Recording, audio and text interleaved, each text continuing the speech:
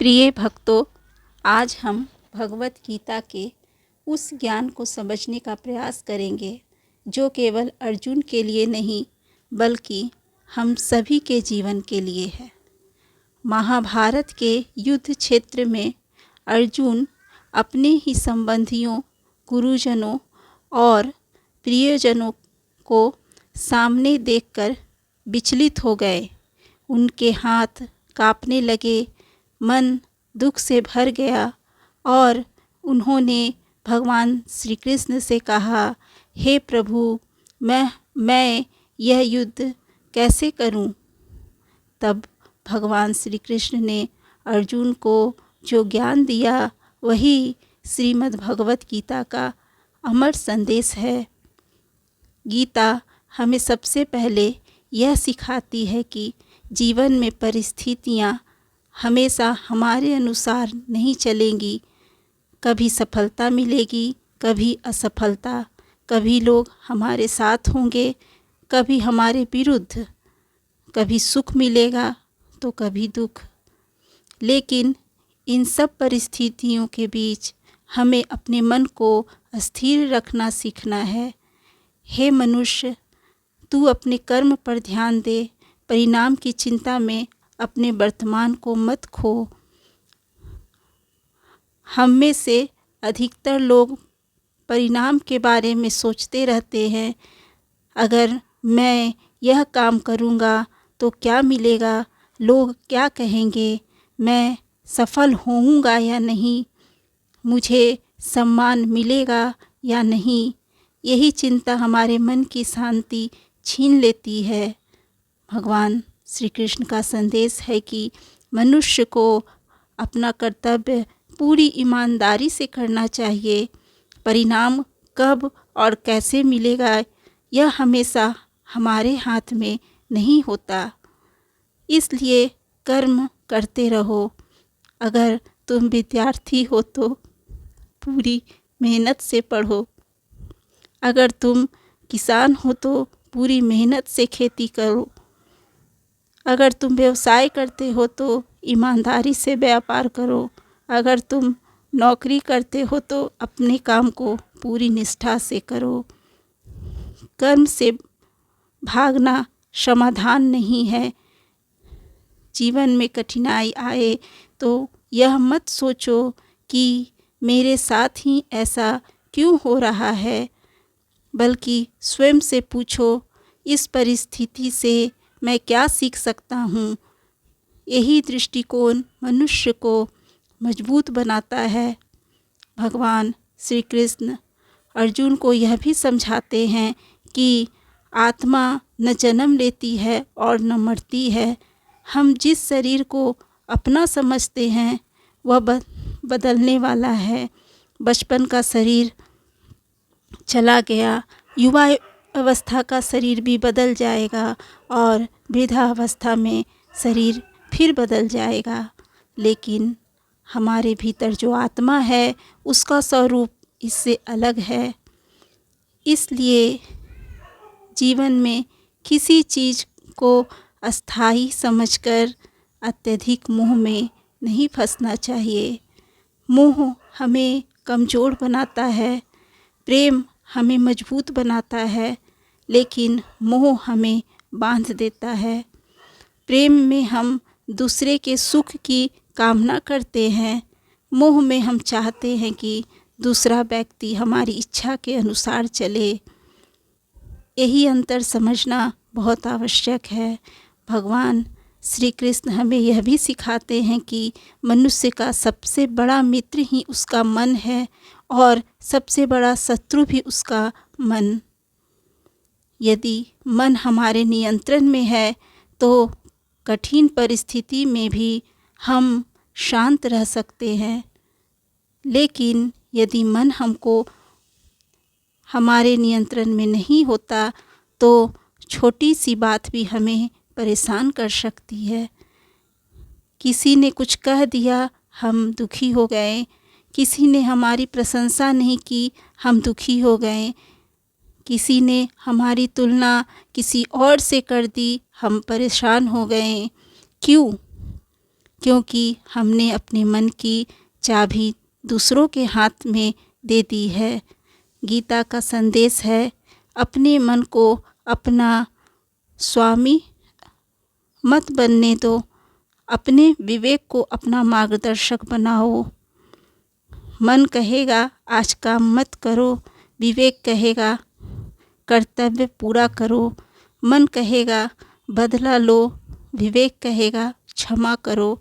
मन कहेगा सब कुछ अभी चाहिए, विवेक कहेगा धैर्य रखो। यही विवेक जीवन को सही दिशा देता है। प्रिय भक्तों, जीवन में सफलता पाने के लिए केवल इच्छा पर्याप्त नहीं है। इच्छा के साथ अनुशासन चाहिए, मेहनत चाहिए, धैर्य चाहिए और सबसे बढ़कर सही कर्म चाहिए। भगवान श्री कृष्ण हमें कर्म योग का मार्ग बताते हैं। कर्म योग का अर्थ है अपना कर्तव्य करना और अपने कर्म को भगवान के चरणों में समर्पित कर देना। जब हम अपना काम भगवान को समर्पित करके करते हैं, तब हमारे भीतर अहंकार कम होने लगता है।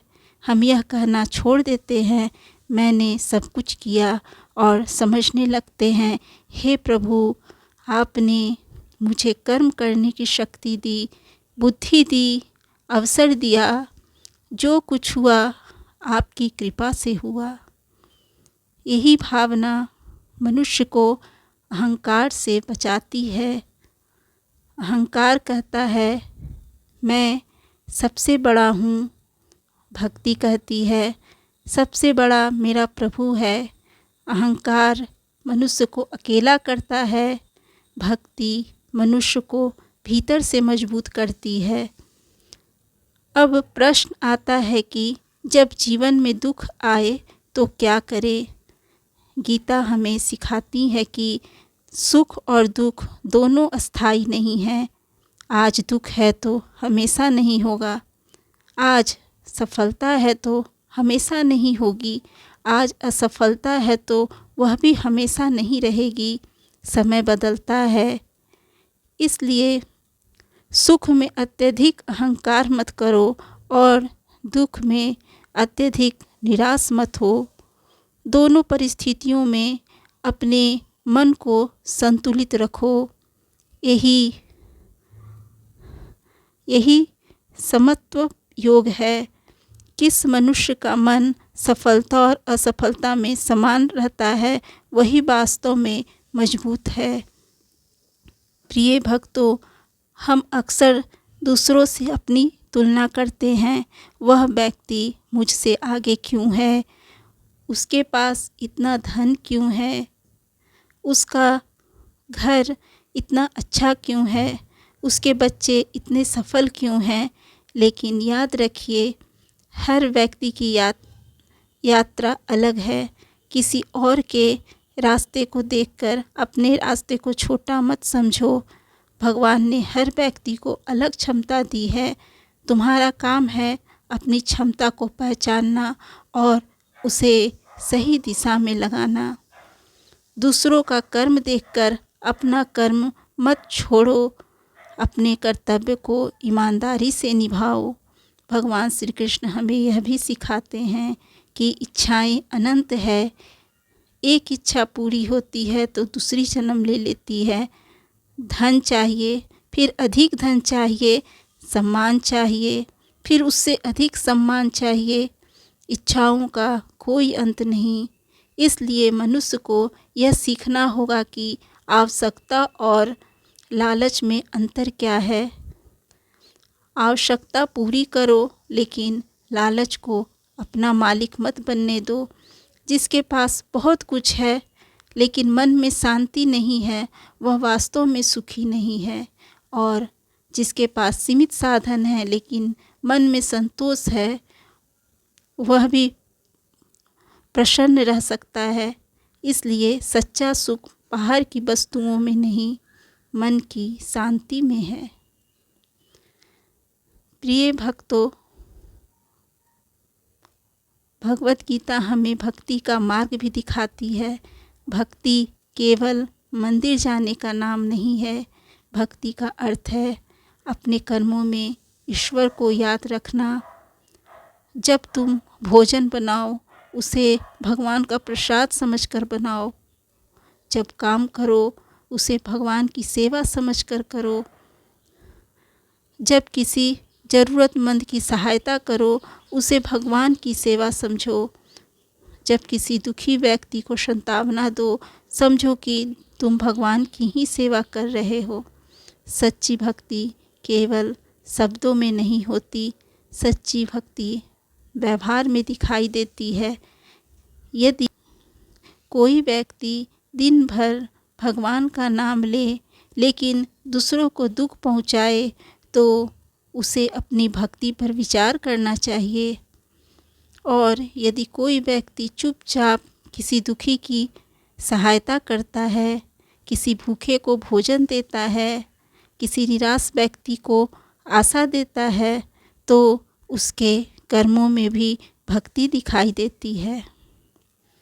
भगवान भाव देखते हैं, इसलिए अपने मन को साफ रखो। किसी से ईर्ष्या मत करो। दूसरों की सफलता देखकर दुखी मत हो। यदि किसी को सफलता मिले तो उसके लिए प्रसन्न होना सीखो, क्योंकि दूसरे की सफलता तुम्हारी असफलता नहीं है। यह बात जीवन में याद रखिए। प्रिय भक्तों, कोई भी मनुष्य का क्रोध भी मनुष्य का बहुत बड़ा शत्रु है। जब हमारी इच्छा पूरी नहीं होती तो क्रोध आता है। क्रोध में हम ऐसी बातें बोल देते हैं जिन्हें बाद में वापस लेना चाहते हैं, लेकिन शब्द निकल जाने के बाद वापस नहीं आते। इसलिए क्रोध आने पर तुरंत प्रतिक्रिया मत दो। कुछ क्षण शांत रहो, गहरी सांस लो, अपने मन को देखो, अपने आप से पूछो, क्या मैं जो बोलने जा रहा हूँ वह मेरे लिए और सामने वालों के लिए अच्छा होगा? यदि उत्तर नहीं है तो मौन रहना बेहतर है। कई बार मौन वह बात कह देता है जिसे 1000 शब्द नहीं कह सकते। भगवान श्री कृष्ण हमें इंद्रियों पर नियंत्रण का भी संदेश देते हैं। जो दिखाई देता है उसे पाने की इच्छा होती है, जो सुनाई देता है उसे जानने की इच्छा होती है, जो अच्छा लगता है उसे बार बार पाने की इच्छा होती है, लेकिन हर इच्छा पूरी करना आवश्यक नहीं है। मनुष्य की महानता इस बात में नहीं है कि वह जो चाहे उसे पा ले। मनुष्य की महानता इस बात में है कि वह गलत इच्छा को पहचान कर उसे छोड़ सके। यही आत्म संयम है। प्रिय भक्तों, जीवन में जब भी कोई कठिन निर्णय सामने आए, अपने स्वार्थ से ऊपर उठकर अपने कर्तव्य को देखिए। अर्जुन के सामने भी यही संकट था। उन्हें अपने प्रिय लोग दिखाई दे रहे थे, लेकिन श्री कृष्ण ने उन्हें भावनाओं में बहने के बजाय धर्म और कर्तव्य को समझने की शिक्षा दी। इसका अर्थ यह नहीं कि हमें कठोर या निर्दयी बन जाना चाहिए, बल्कि इसका अर्थ है कि निर्णय लेते समय केवल भावनाओं से नहीं, विवेक से भी काम लेना चाहिए। जीवन में कई बार हमें ऐसे निर्णय लेने पड़ते हैं जो उस समय कठिन लगते हैं, लेकिन भविष्य में वही हमारे लिए सही साबित होते हैं। इसलिए हर कठिन निर्णय में डरना नहीं चाहिए। कठिन रास्ता हमेशा गलत रास्ता नहीं होता। कभी कभी कठिन रास्ता ही हमें सही मंजिल तक ले जाता है। प्रिय भक्तों, भगवत गीता का एक बहुत सुंदर संदेश है, अपने कर्तव्य से भागो मत। यदि जीवन में जिम्मेदारी मिली है तो उसे निभाओ।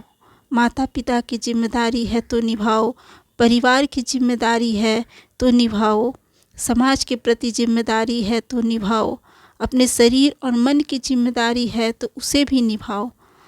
आध्यात्मिकता का अर्थ संसार से भाग जाना नहीं है। आध्यात्मिकता का अर्थ है संसार में रहते हुए भी अपने मन को सही दिशा देना। काम करो पर काम में डूबकर स्वयं को मत खो। धन बनाओ लेकिन धन को अपना भगवान मत बनाओ। सम्मान प्राप्त करो लेकिन सम्मान का अहंकार मत करो। परिवार से प्रेम करो लेकिन अत्यधिक मोह में अपने कर्तव्य को मत भूलो। यही संतुलन जीवन की सुंदरता है। प्रिय भक्तों, यदि आज आपका जीवन कठिन दौर से गुजर रहा है तो निराश मत होइए। आपका जीवन कठिन दौर से गुजर रहा है तो निराश मत होइए। हो सकता है कि यह समय आपको कुछ सिखाने आया हो। हर परेशानी के पीछे कोई न कोई शिक्षा छिपी हो सकती है। कभी कभी भगवान हमारी इच्छा पूरी नहीं करते क्योंकि वे हमारे लिए उससे बेहतर मार्ग तैयार कर रहे होते हैं। इसलिए हर बार यह मत कहो, हे भगवान मेरी इच्छा पूरी क्यों नहीं हुई। कभी कभी यह भी कहो, हे भगवान जो आपने दिया है उसके लिए धन्यवाद, और जो नहीं दिया है उसमें भी आपकी इच्छा स्वीकार है।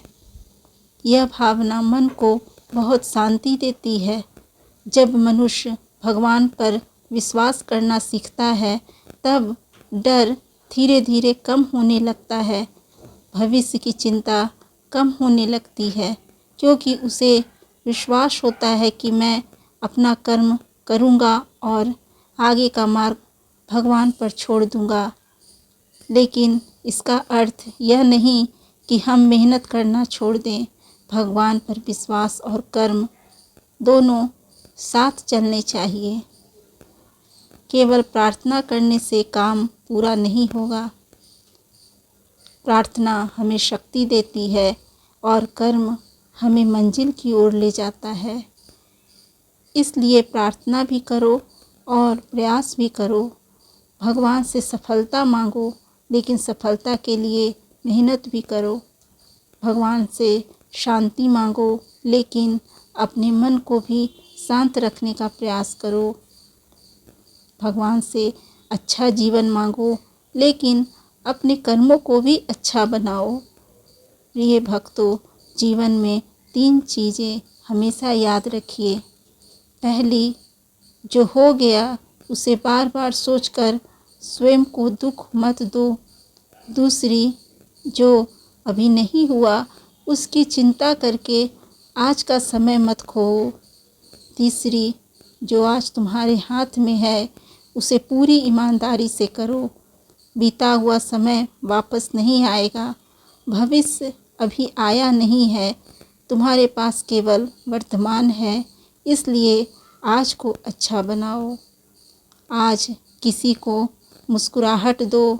आज किसी की सहायता करो। आज अपना काम ईमानदारी से करो। आज भगवान को याद करो। आज अपने मन को शांत रखो। यही आज धीरे धीरे तुम्हारे पूरे जीवन को बदल देगा।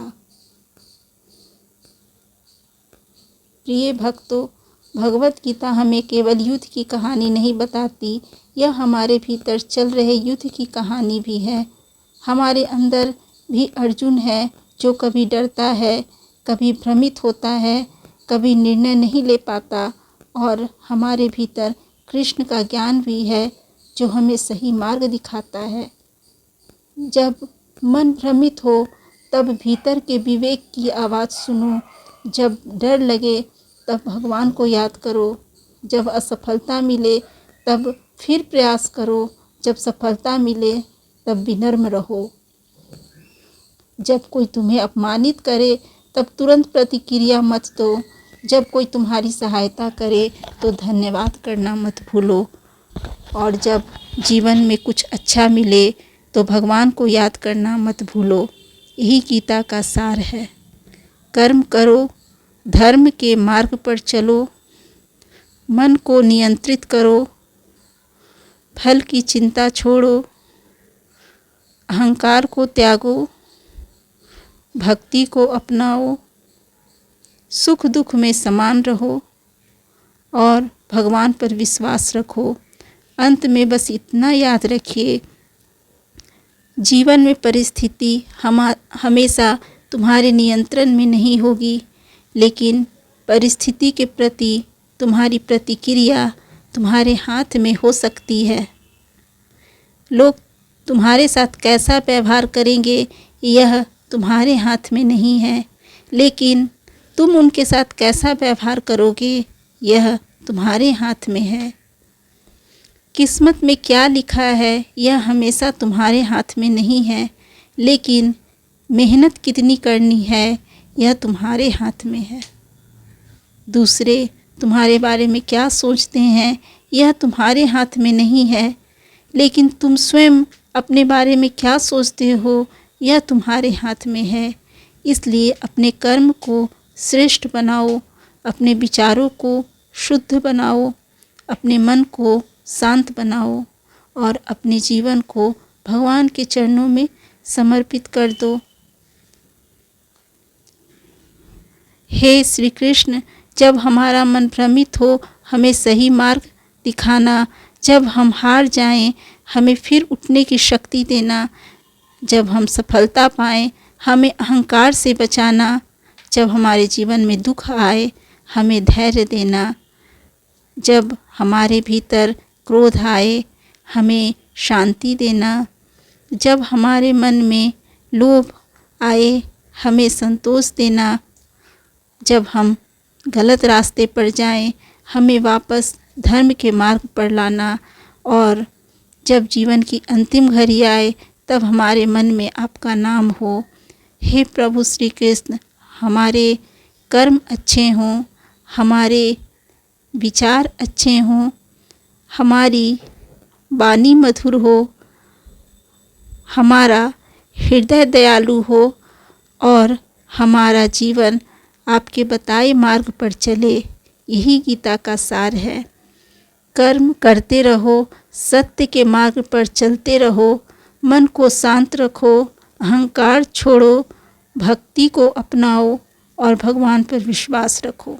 क्योंकि जब मनुष्य अपने कर्म को भगवान को समर्पित कर देता है तब जीवन का बोझ धीरे धीरे हल्का होने लगता है और अंत में जो हुआ अच्छे के लिए हुआ, जो हो रहा है अच्छे के लिए हो रहा है, जो होगा उसमें भी भगवान की कोई न कोई कृपा छिपी होगी।